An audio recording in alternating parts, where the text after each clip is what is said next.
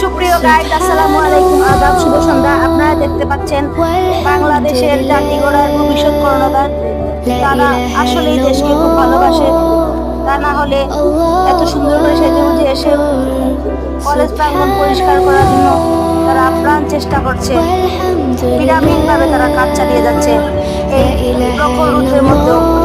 Please subscribe, share, like, comment. Thanks for watching.